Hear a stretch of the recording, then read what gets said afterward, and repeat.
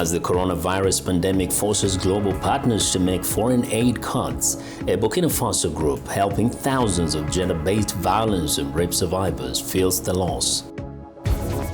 Moderna vaccines arrive in Nigeria. Nationwide distribution is planned for over 4 million doses. Barack Obama joins the NBA, teaming up as a strategic partner with the National Basketball Association in Africa. The former U.S. president aims to make a positive impact for African youth.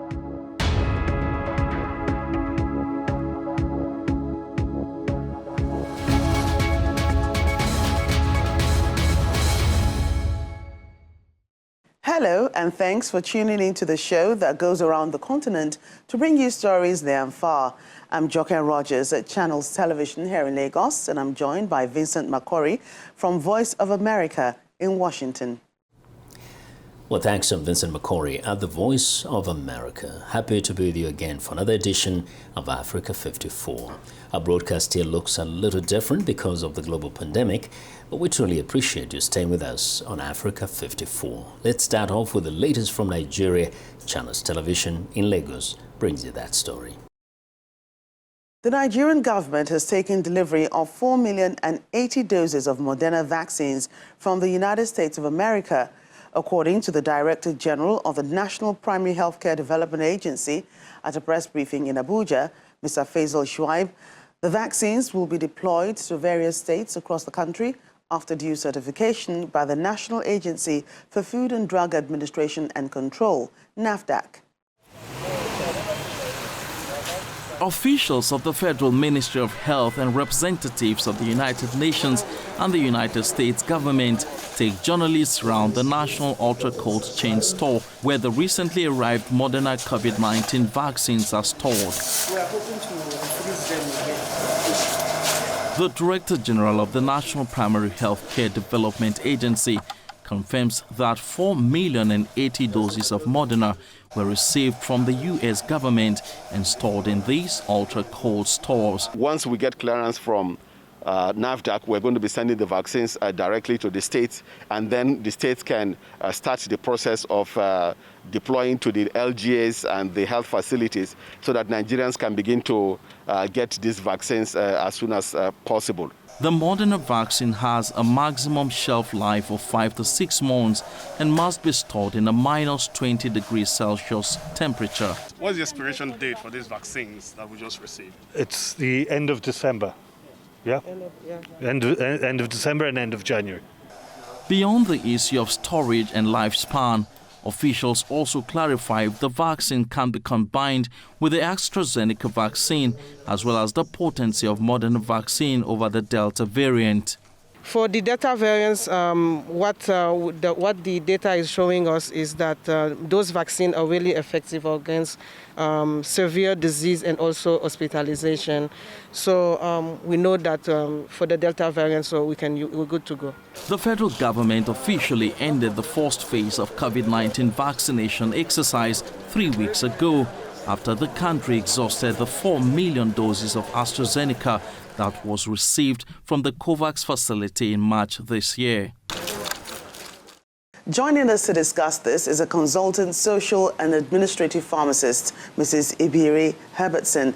Glad to have you on Africa 54 today. Thank you very much. I'm happy to be here. So the federal government has now taken delivery of the Moderna vaccine from the United States government.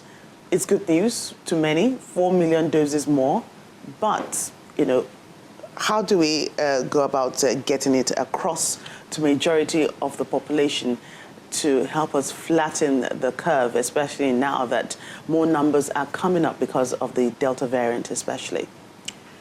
Well, I agree with you that it is good news. And the numbers, the quantity we have now will indeed help flatten the curve. One way is that this will now help us move to the next phase of the vaccination plan. That's phase 3 and 4, where the age group 18 to 49 will be vaccinated. We know that this is the active age brackets, the people that are more likely to transmit the virus. They are the ones you will find in the crowded areas, the parties, and all that. Then another way, the government already has this teach strategy in place, using the traditional vaccination methods, using the electronic mix and all that. So, the government already has things in place, to reach even the hard to reach areas in the country. Yeah. And talking about the safety and efficacy, NAFDAC is currently carrying out, more tests and research on the Moderna before distributing for Nigerians to use it. What should they be looking out for? Why do we need so many days to check this? Why can't we just deploy immediately? These vaccines were not produced here. They were produced somewhere else and shipped in here. And as a responsible regulatory agency, NAFDAC must be sure that the claims the manufacturers have concerning the vaccines or drugs or whatever product is actually what they are. So they will do some analysis of data that will come with the product. They will also do sampling to be sure that these are actually vaccines and they are actually safe. Right. So how much more campaigns do you think the government needs to do?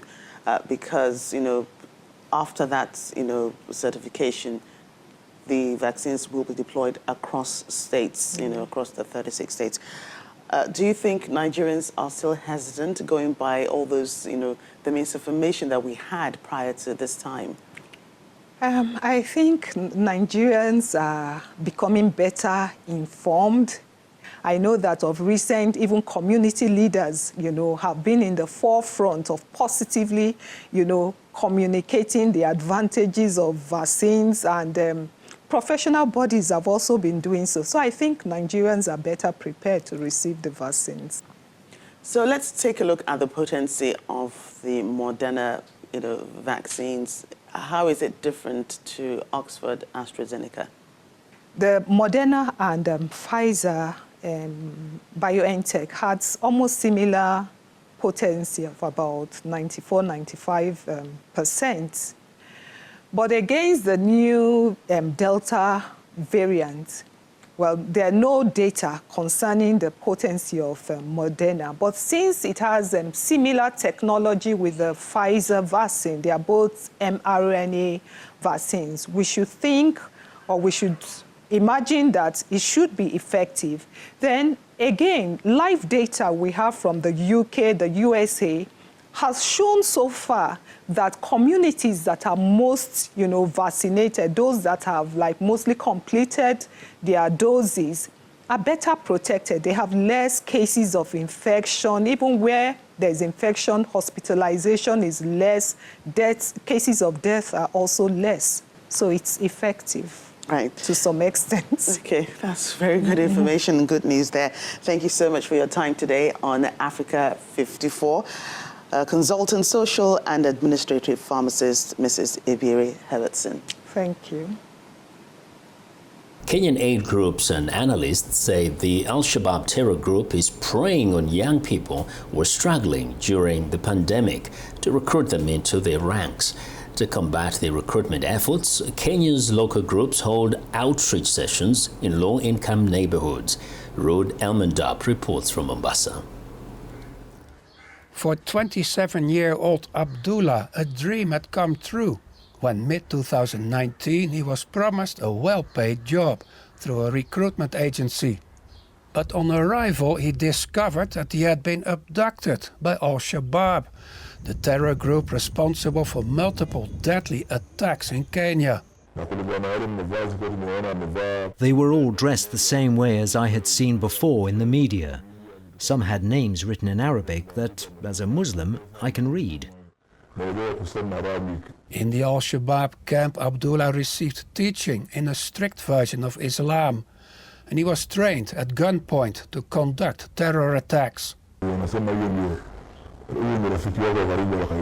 You are told the gun is your closest friend who will defend you. When you are there, you must be trained to use a bomb, and those who went to school They are taught about how to mix the chemicals. Abdullah says he was forced to stay for almost a year with Al-Shabaab. He managed to escape when the Kenyan army thwarted a planned attack on a mobile phone mast, and he made it back to Mombasa. According to Hassan Kanenje of the Horn International Institute for Strategic Studies in Nairobi, Al-Shabaab targets low-income neighborhoods in Mombasa for recruitment, as some in the community struggle to cope with challenges due to the pandemic. This was also a very fertile ground for Al-Shabaab to recruit, because then they can paint the state as being the problem and COVID measures as confirmation of the kind of bias that secular governments have against Muslims, for instance. The local government in Mombasa has been responding with group sessions for those involved in crimes such as petty theft to stop them from joining Al-Shabaab, says Shamsa Fadili, the chairwoman of the local district peace committee. So that we take them in the right direction, we give them the morals and values, we make them patriotic, so that they become better citizens and they become our peace ambassadors. As for Abdullah, he was among 300 youths recently pardoned and allowed back into society. They went through a government-regulated program to counsel them and get them back on the right track. This also involves skills training.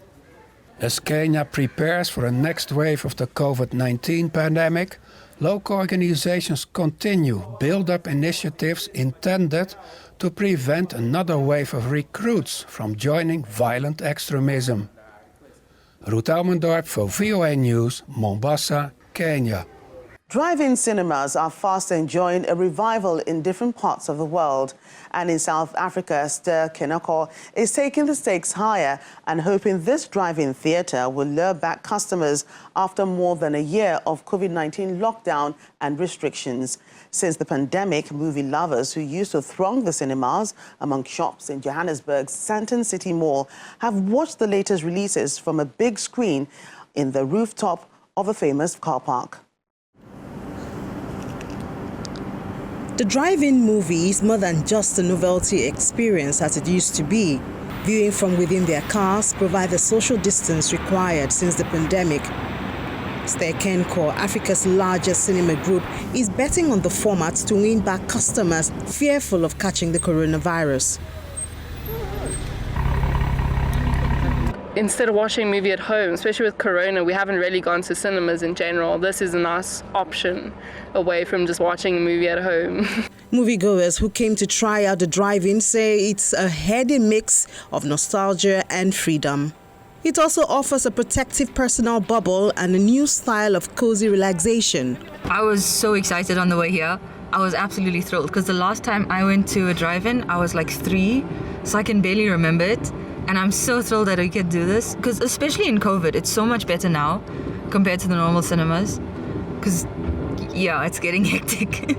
Those are encouraging words for the cinema group, which filed for business rescue, a local form of bankruptcy protection, in January because of losses related to lockdown restrictions. The big goal for us is to keep the industry alive. There's nothing worse. I mean, in South Africa, you have consumers come to the cinema on average, believe it or not, 3 times, maximum 3 times a year. That's on average. Now we've been under lockdown for 15 months, or at least some shape or form of lockdown for the last 15 to 16 months. The fear there is that if you don't come to the cinema, or if you don't watch a movie on the big screen for a prolonged, protruded length of time, you may never come back. You'll find alternative entertainment. Like it appears, Ster-Kenco was forced to close from the end of March until the end of August 2020. Since August, it's operated under curfews and with limitations on gatherings. It's time for a short break. As we do, we remind you to visit our website, channelstv.com, for news and programming around the clock. You can also find us at youtube.com/channelsweb. Still to come, Inside the Pot, a Braille cookbook for the blind, focuses on the senses of touch, smell, hearing, and taste. The Egyptian author hopes a publisher will help it find a wider reach.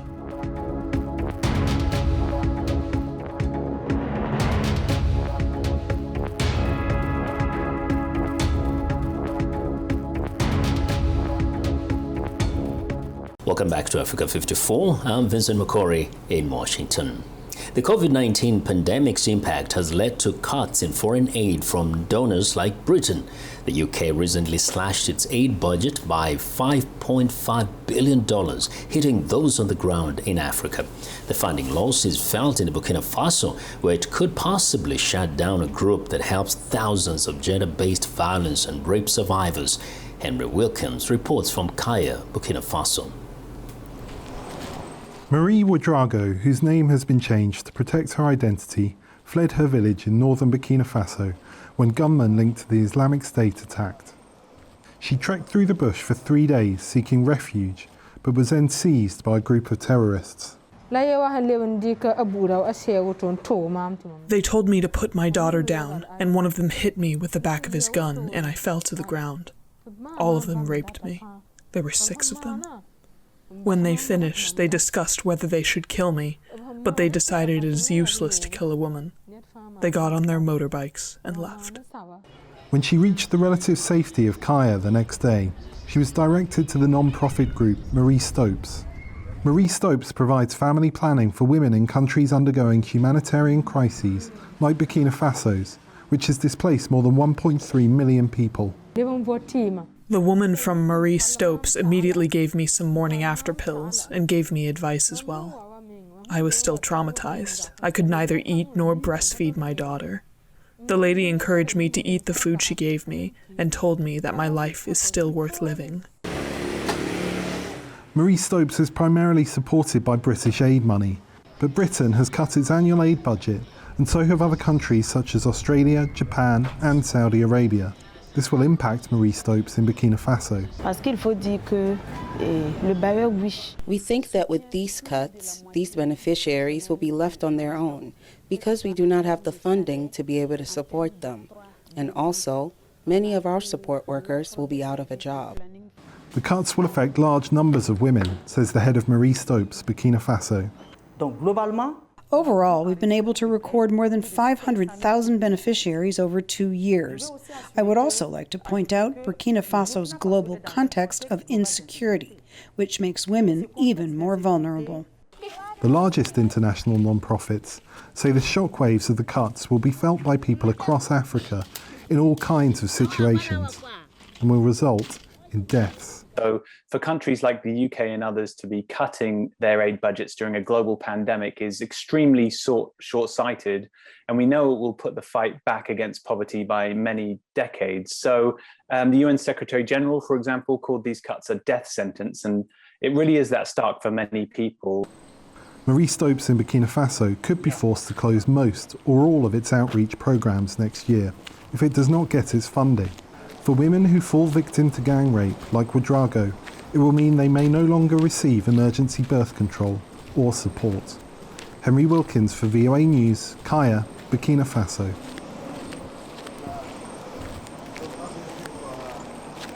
A young Egyptian woman, Iman El Husseini, has written a cookbook in Braille dubbed Inside the Pot for the visually impaired. The book contains quick recipes and instructions that solely focus on the 4 main senses: touch, smell, hearing and taste. El Husseini says she has so far printed a handful of copies that she had distributed to her friends, but hopes to partner with a publishing house to reach the wider population. A cookbook that is specially designed for their disability has become a gateway for independence and self-sufficiency. هو احنا بدأنا في الأول بالتعبير عن هوايات موجودة عندي وعند أختي وشريكتي إسراء. My hobby is cooking. I would write the recipe, cook it, and photograph it. I wanted it to be something unique that helps the community. If we put our finger on a problem that exists in the society and fix it, then we will be providing something special that has value. The book is written in Braille and contains recipes and instructions. For example, instead of watching water boil in a pan, users are told to wait and listen to the sound of simmering bubbles. العناصر اللي بتفيدني افتحي الأمان عنصر الأمان في المطبخ. Before finding the cookbook, I used to have to ask people to tell me what the color of the meat or the macaroni was.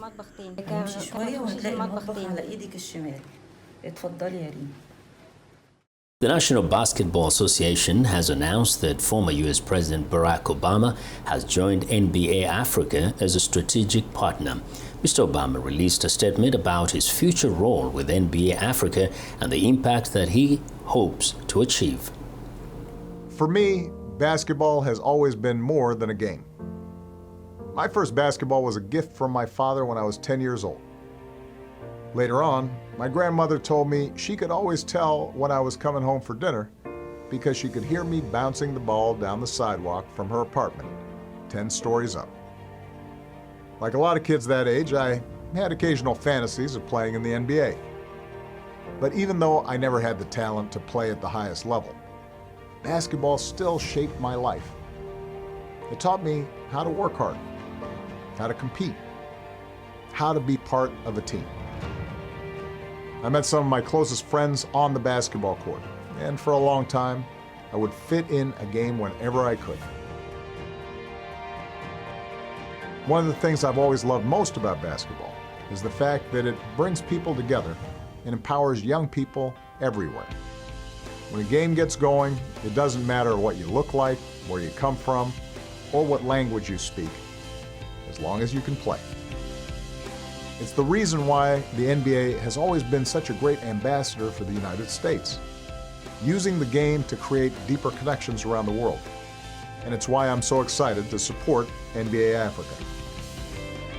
In Africa, basketball has the power to promote opportunity, wellness, equality, and empowerment across the continent. As president and through my foundation, I've made it a priority to engage Africa's young people. That's because Africa has the highest percentage of youth population in the world, and this new generation is poised to create positive, transformative change. By investing in communities, promoting gender equality, and cultivating the love of the game of basketball, I believe that NBA Africa can make a difference for so many of Africa's young people. I've been impressed by the league's commitment to Africa, including the leadership shown by so many African-born players who want to give back to their own countries and communities. I'm also impressed by the talent and energy and passion for the game that I've encountered across the continent. 2 years ago, I visited Kenya. In fact, went to the village where my father grew up with Masai Ujiri and other representatives from the NBA to open a new basketball court. And it was clear to all of us that Africans are poised to show the world that they've got game. I've talked for several years with Adam Silver and the NBA about how they can take their engagement in Africa to the next level and how the league can partner with the work my foundation and I are doing there. So, I am proud to join the team at NBA Africa as this initiative is taking off and look forward to a partnership that benefits the youth of so many countries. Ultimately, this is a win-win for the league, for the game of basketball, and for the people of Africa. It's why I'm excited to support NBA Africa and to see the difference it will make across the continent and around the world. And that's our show for today. You can find all the continent's top news and world news online at voaafrica.com. Check it out. I'm Vincent McCory in Washington. Channels Television has our last word from Lagos. We look forward to bringing you another show next week. ChannelsTV.com, remember, is your source for news and other programming. I'm Joker Rogers. Thanks for watching and goodbye.